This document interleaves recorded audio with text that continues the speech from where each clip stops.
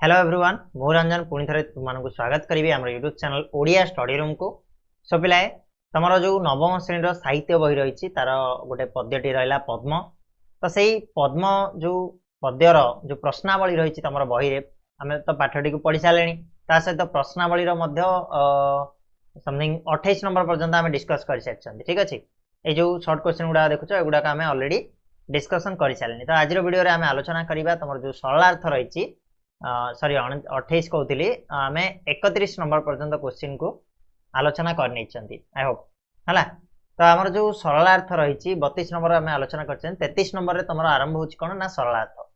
तो से सरलार्थ गुड़ा को आज आम आलोचना करवा केमी तुम मैंने से सरलार्थ को सहज उपाय लिख कौन उपाय अवलंबन करने पड़ो। जदि भी तुम मानकर सरलार्थ तुम पढ़ी की जाइन सरलार्थ पढ़ीगला केमी अटेंड कर सब जिनस को डिटेल तुमको जनईदेवी। तो वीडियो को शेष जाए निहाती भाव देखो। आदि वीडियो पसंद आसे लाइक शेयर और सब्सक्राइब जिते मात्रा पार्छ करनी सहित पूर्व वीडियो को जो देखापी चाहूच ताले डिस्क्रिप्शन बॉक्स रे लिंक अच्छी तुम प्ले लिस्ट पूरा एमआईएल रो प्ले लिस्ट रही है जो वीडियो को चाहिए से वीडियो को तुम आराम से जाकि खोजिकी पाइपर।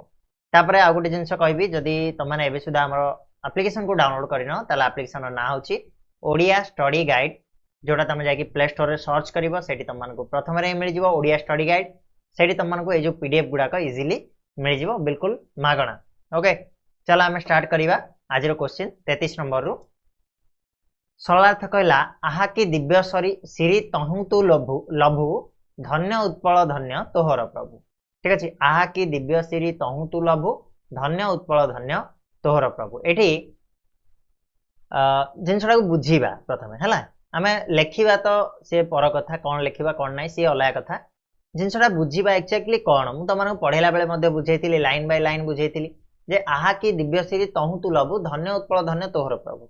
एठी कवि कौन करना उत्पल अर्थात पद्म को एठी पद्म एवं तार प्रभु जे सूर्य देवता को से धन्य कहते प्रशंसा करछंती। आउ से जो सूर्यंकर जो किरण रे कि दिव्य सिरी बा सौंदर्यता जो फुटी उठी थाए पद्मर से विषय ये कहुई ताले आम केमी लिखा पिला माने देख मुझे कहे सब तुम सरलार्थ लिखा माने तुम इनवर्टेड कमा भितर प्रथम फर्स्ट वर्ड को रखिब देन लास्ट वर्ड को इनवर्टेड कमारे तुम शेष कर राइट सरला ये जिनस। तापर तुम आसो कौन ना संस्कृत पद्यांशटी भक्त कवि मधुसूदन राव रचित छांदमाला द्वितीय भाग अंतर्भुक्त पद्म शीर्षक कवितार एठारे कवि सुषमा सौरभ विमंडित पद्म आ तार प्राणप्रिय प्रभु तपन उभयंकर महानतार जयगान कर। देख पद्म आउ प्राणप्रिय प्रभु तपन तपन कहले सूर्य सूर्यंकर जयगान महनीयतार जयगान ये कर कवि मधुसूदन राव। ठीक अच्छे नेक्स्ट आम जा से दी लाइन को आम टे व्याख्या करवा कौन ना सूर्यप्रिया पद्म रवि रश्मि स्पर्श विकसित हुए जितेबले सकाळ हुए जितेबले सूर्य उदय हुंती से पद्म कौन हुए ना विकसित हुए पद्म प्रस्फुटित हुए ना ना यहाँ तुम जाच प्राणप्रिय प्रभुंक अविरल निपतित ज्योतिधारा को सभक्ति आकंठ पान करी से अपूर्व रूप लावण्य लाभ करे ना ना से सूर्यंकर जितेबाला किरण को सी पान करे अर्थात पीए बा सूर्यंक किरणटा जितेबाला पड़ी पद्म उपर से कवि अति सुंदर भाव में वर्णना कर सूर्यंकर से जो अविरल ज्योतिधारा रही पीकरी पद्म कौन कर अपूर्व रूपलावण्य लाभ कर रूपवती हो उठी निज आराध्य प्रभु दिवाकर दिव्य स्पर्श ही अपूर्व अनुपम तनुश्री प्राप्त कर। तनुश्री कहले कौन ना शरीर अपूर्व और अनुपम शरीर से जो प्राप्त होती क्या जो ना तार प्रभु श्री दिवाकर से सूर्यंकर जो से प्राप्त हो चिर कृतज्ञ राजीव मध्य सदा साहस्य बदन सहसा बदन रे निर्निमेष नयन रे प्राणप्रिय प्रति उन्मुख रही माने सब पद्म सूर्य आड़ को चाहकी रही उभयों मध्य रही अपूर्व शाश्वत प्रेम कवि महनीयतार अनन्य आदर्श भाव प्रतीयमान होती तेणु अनिर्वचनीय दिव्य श्रीमंडित उत्पल आ तार प्राणप्रिय तपन उभय धन्य बोली वर्णना करी पद्म ठारू से महान गुण शिक्षा करी कवि कहते मु से गुण को शिक्षा करने को चाहूँगी पद्म ठारू जहाँ सी भगवान प्रति तार जो भक्ति आ भगवान प्रति जो आशीर्वाद सेटा सुंदर भाव में प्रतिपादित होती है ये तुम लिख आराम से मार्क पाइब किसी असुविधा ना। 2 नंबर जीवा क्वेश्चन सर्वशोभार तु ही उपमा स्थल भकत प्रेमिकर तु ही संबल है एठी कौन कहवाई चाहते कवि एठी पद्म को भूरी भूरी प्रशंसा करछंती कवि मधुसूदन राव से कहते सबु शोभार जदि उपमा दि जाए ताहले तोर तू हबु से सबु शोभार उपमा स्थल आउ भकत प्रेमिकर तू गोटे संबल बोली से कहते तो आम लिखा देख सर्वरु आरंभ है संबल रे आमर सरीब प्रदत्त पद्यांशटी भक्त कवि मधुसूदन राव रचित छांदमालार द्वितीय भागरु गृहीत पद्म शीर्षक कवितारु आमर आसीछि। एठारे कवि कोटि लावण्य निधि पद्मर अनिर्वचनीय रूप माधुरी रे विमोहित हुई भक्त और प्रेमिकों पई से किपरि दिव्य आकर्षण वस्तु ताहा वर्णना करछन्ति। एठी कवि पद्म को प्रशंसा करिया पई जायकि से वर्णना करछन्ति जे पद्म केमिति भक्त मानक पई गोटे आकर्षणीय वस्तु प्रेमिक मानक पई गोटे दिव्य आकर्षण वस्तु हेछि ताठी से प्रतिपादित करछन्ति। से कहिछन्ति सृष्टिर पद्म पुष्पर स्वतंत्र सुषमा सुषमा कहले सौंदर्य सुरभि कहले बासना ताकू भक्त और भगवान उभयंक पई आकर्षणीय कराइछि। भक्त भी आकर्षित होछि भगवान भी आकर्षित होछन्ति।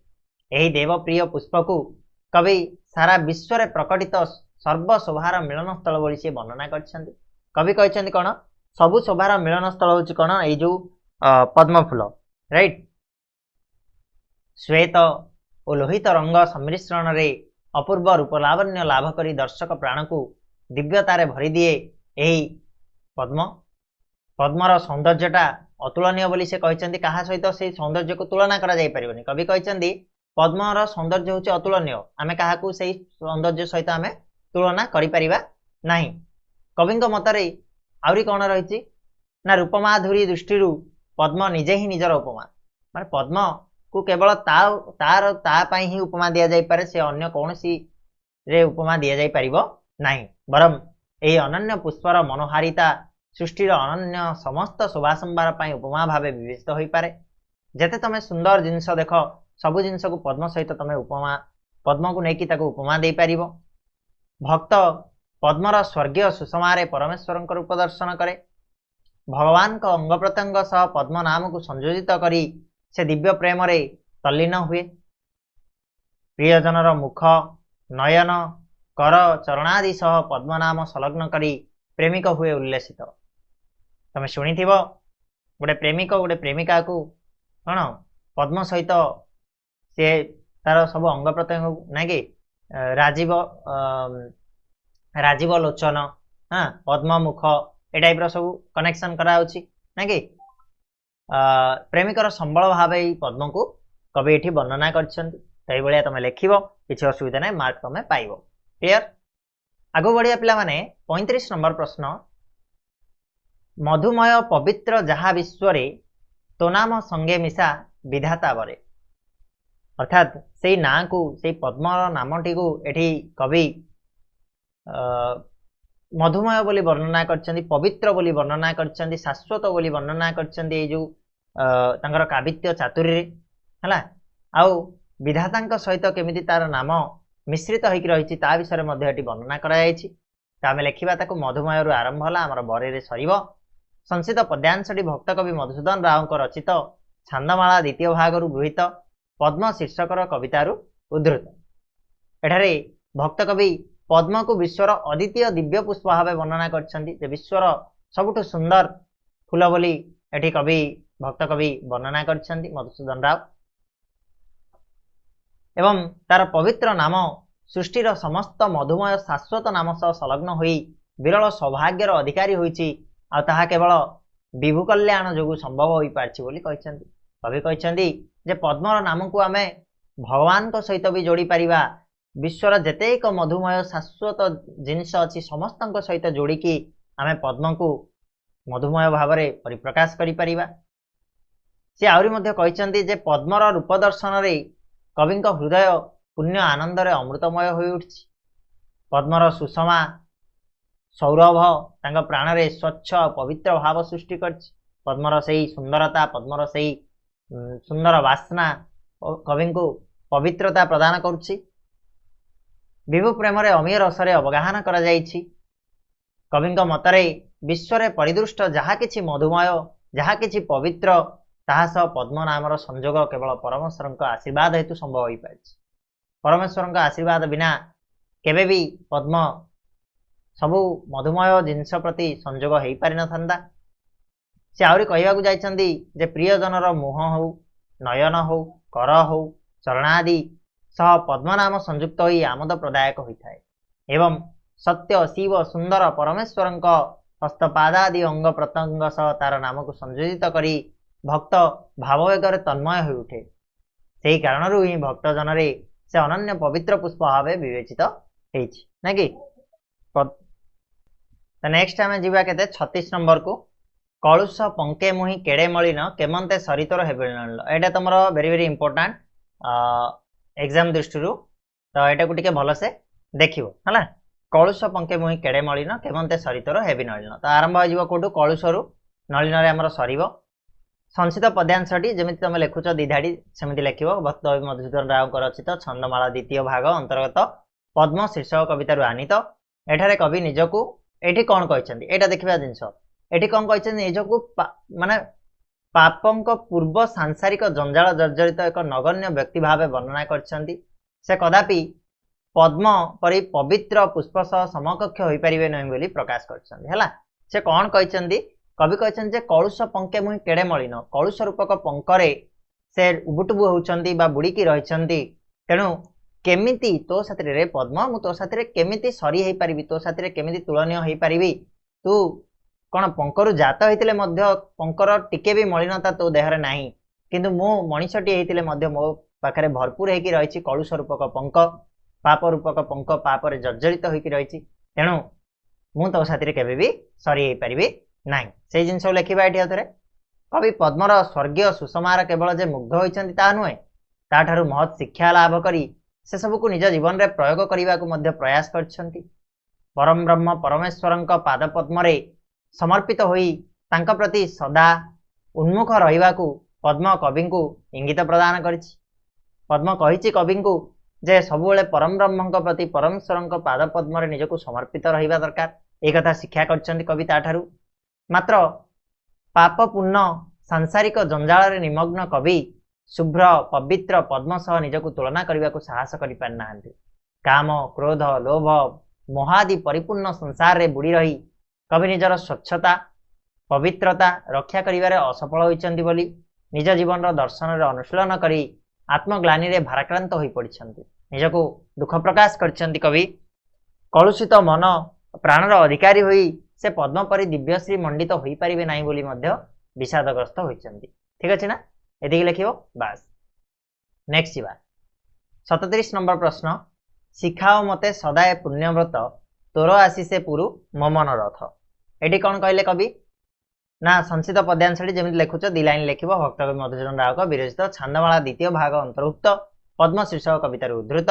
एठारे कवि पद्म को निजर आध्यात्मिक गुरु आसन रे आसीन करी ताठारु विश्वनियंता निकट में समर्पित हवा पूर्वक तांका प्रति सदा उन्मुख रहिबार पवित्र व्रत शिक्षा लाभ करने को एवं सही अभिप्सा को परिपूर्ण दिगरे पद्मर शुभाशीष कामना करछन्ति। से कवि पद्म को आशीर्वाद मागिचन्ति पद्म को आशीष मागिचन्ति जे मते आशीर्वाद करंतु जे मु सही विश्वनियंता सही भगवान तांकु केमिति तांको निकट रे केमिति समर्पित होई परिबी तुम्हें हूँ मोर आध्यात्मिक गुरु से गुरु आसन रे बसैकी पद्म ठू आशीष मागिचन्ति जे मु भगवान को निकट रे केमिति समर्पित होई परिबी ता प्रति मते शिक्षा दियो बोली से कहिसन्ति। देखिबा आगो को ताकु डिस्क्राइब करिबा। पद्म सदा सहसा बदन रे अपलक नयन रे निजर प्राणप्रिय आराध्य देवता तपनक प्रति उन्मुख रहे सबुले तांका आड़े नजर रखिथाए। दिवाकर मध्य प्राणप्रियार मुखमंडल रे कर किरण स्पर्श देई ताकू दीप्तिमंत करती। एठी भगवान श्री कौन सूर्यदेव तांकर किरण को कर बोली कहुई हाथ बोली हाथ सदृश कहुई से हाथ से स्पर्श करती पद्म को तांका दिव्य स्पर्श रे पद्मर सुकोमल तनुश्री हो उठे अमृतमय तार शरीरटा अमृतमय हो उठे। सूर्यंक अविरल निपतित ज्योतिधारा को आकंठ पान करी चले पद्म आउ सी हो उठे कोटि लावण्य निधि सबुठु सुंदर हो उठे सी अनिर्वचनीय दिव्य श्री मंडित होई तार जीवन धन्य होई उठे। पद्मठारे सेही एकनिष्ठ साधना लक्ष्य करी तारी आदर्श रे कवि अनुप्राणित होइछन्ति। पद्मठारु सेही जिनिस को शिक्षा लाभ करिया पई चेष्टा करिछन्ति। साधनार सेही पुण्यव्रत ताठारु शिक्षा लाभ करी अनंत महेश्वर परम ब्रह्म परम स्रष्टांक ठारे निजको समर्पित करने को मनरे अभिप्सा पोषण करछन्ति, आशा पोषण करछन्ति। तांकर एही मनोकामना जे पद्मर सुभाषिष द्वारा संभव यह चिंता करी कवि पद्मर शरणापन्न होइछन्ति जे पद्मर आशीष पाइले पद्मर आशीर्वाद पाइले मु निहाती भाबे मोर एही मनोकामना को पूर्ण करिबाली से भाविछन्ति। गुरु आशीर्वाद प्राप्त हेले से मध्य ब्रह्म स्वाद लाभ करि परिबे, ब्रह्म स्वरूप धारण करिवारे सक्षम होबे बोली मनरे से आस्था प्रकट करछन्ति। आ पद्म को तांकर सेही आशा को बा सेही जो इच्छा को जणाइछन्ति। ठीक अछि बिले ये थिला तमरो सरलार्थ 5टा ना 6टा आमे पढिले जोडा। आशा करछि ए वीडियो रे आमे जहा भी सरलार्थ को डिस्कस करे तमन को निहाती भाबे सेही गुडा को भल लागिथिबो, बुझा मध्य पड़ी जाइथिबो। आउ जो रहिला बाकी तमरो लॉन्ग टाइप क्वेश्चन गुडा तमे एठी देखि परिबो। पद्म ठारु मनीष की शिक्षा लाभ करिथाय पठित कवितार आधार रे लेख। भाबुनी जे यार आउ वीडियो बनाया आवश्यकता पड़िबो।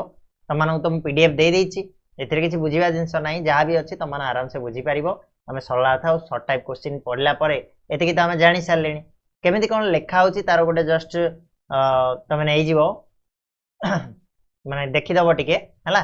तमन पीडीएफ दे दे, पीडीएफ कोड डाउनलोड करिवो। ओडिया स्टडी गाइड एप्लीकेशन जाकी डाउनलोड करो, प्ले स्टोर रे अछि, सेटु तमने पीडीएफ डाउनलोड करि परिबो। आराम से जो पीडीएफ रु जहा भी तमरो पढिबार थिबो पढि परिबो हला, किछि असुविधा नै। देखो तमरो जेतरा भी लॉन्ग टाइप क्वेश्चन रहिछि तार आंसर मु एठी तमन को देई साछि। ओके तो पाखा पाखी हमरो 28टा पेज रो पीडीएफ हेछि जोटी तमरो लॉन्ग टाइप क्वेश्चन बहुत गुडा अछि तो अधिका टिके हे जाइछ। पीडीएफ मिल जिवो, किछि असुविधा नै। टेलीग्राम रे ग्रुप रे मध्ये जॉइन कर जा। टेलीग्राम ग्रुप रे बहुत इंपोर्टेंट जिंस तमन को मिलिबो। चैनल तो सब्सक्राइब करिवो, चैनल को शेयर करिवो सांग मानक सहित। आ सब बेले एमिति तमरो सपोर्ट रही थाउ हम चैनल सहित। आगो को आउरी बढ़िया बढ़िया जिंस मु तमन पय नै कि आसी। ठीक अछि बिले आज भाई रहिबा एतिकी, पुनी नेक्स्ट वीडियो रे मिसिबा। से तळ जाय धन्यवाद।